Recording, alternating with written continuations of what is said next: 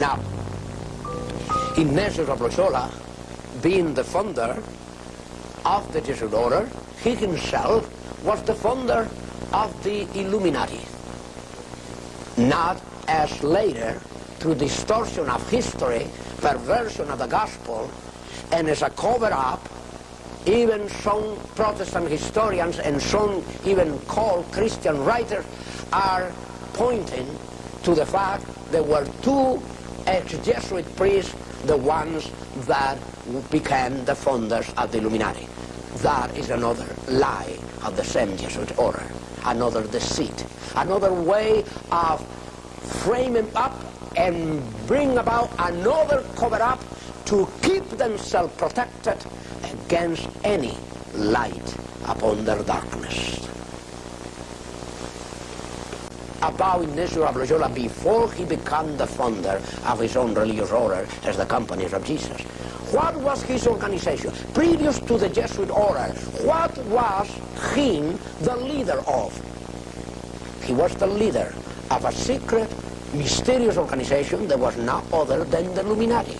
Los Alumbrados, in Spanish, from the Latin root that came the transliteration. The Illuminati, meaning as a transliteration, Los Alumbrados.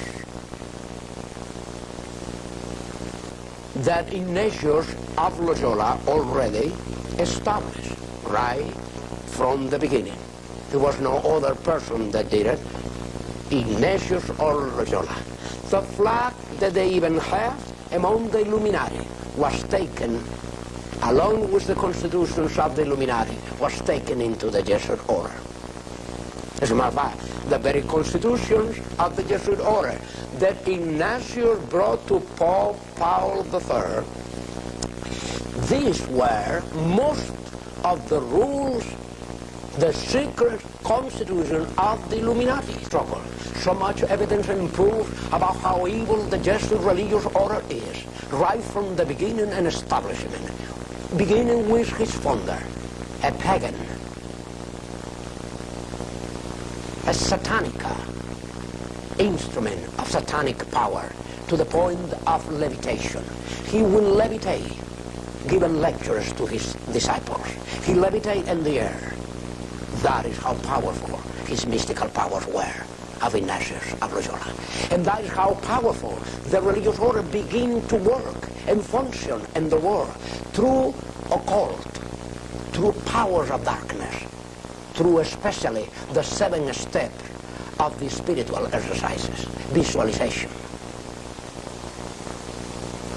where hypnosis and all kind of behavioral sciences are employed and deployed and implemented throughout such diabolic experiences. Very religious, but very satanic.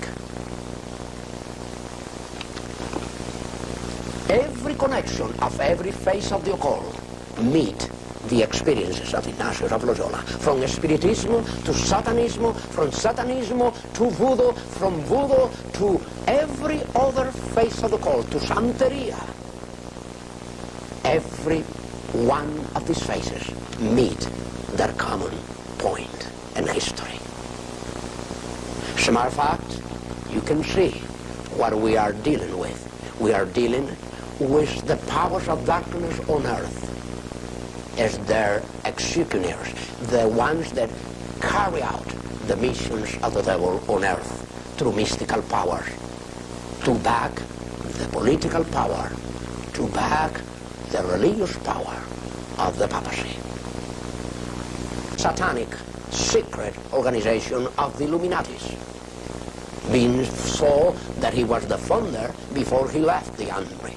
He left the army and became fully engaged and bringing more members from all the monarchies, from monarchs to princes and countess and countesses and princesses.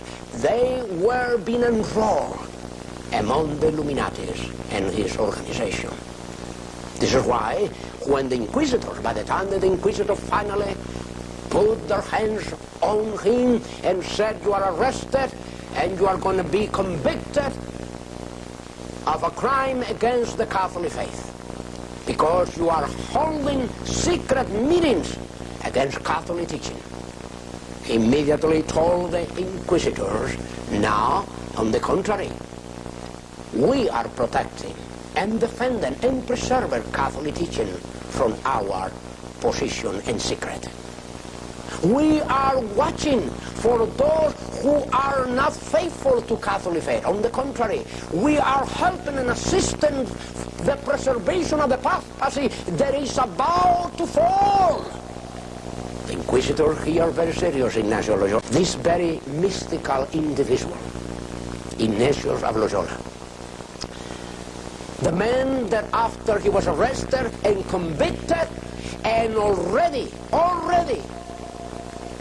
prepared to die in fire, burned alive, already, he immediately was called saying that he had a special permission by the General Inquisitor to present himself before the Pope, Pius III, in order to reveal to the Pope himself what he knew about those who were conspiring against the papacy. This is when Ignacio Loyola was brought to the very presence of this Pope, under the safeguard of the armies of several kings in Europe. They all joined. This is why the political power had that influence to stop the Inquisitor, even the General Inquisitor. The letters that came from princes, the letters that came from emperors and kings in Europe, protecting Ignacio of Loyola, stopping his death, accused of heresy against Catholic faith. You can see that he had very little time to prepare himself and to prepare for his introduction to Pope and to bring him facts, documents, that he and his secret meeting around Europe was protecting the papacy, was protecting the Pope, was defending the Catholic faith. He must prove it. And he did it. He brought the very constitutions of the Illuminati, where he declared a universal government and a universal religion. Now, he arranged to be that religion, the Roman Catholic religion.